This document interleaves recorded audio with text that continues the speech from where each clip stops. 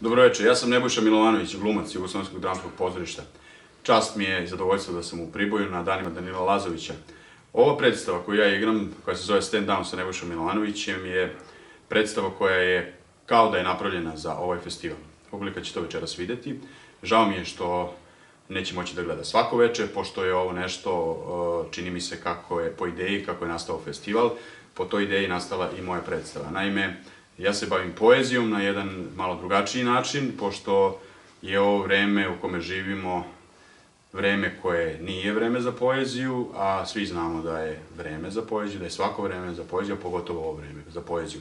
Ja se time bavim, ja približavam poeziju mladima, starima i svim ostalima. Predstava Stand Down sa Nebojšom Milovanovićem je dvostruki pobednik festivala Monodrame i pantomime u Zemunu, pošto je to moderno reklamirati se, ja reklamiram svoju predstavu, i dane Danila Lazovića, na koje, kažem, sa zadovoljstvom dolazim prvi put. Slušao sam od kolega i svi su hteli da pođu sa mnom, međutim, moj automobil za sada mali, da poveze sve te glumce, ali sledeće godine ćemo doći jednim vagonom, pa se vidimo. Prijetno.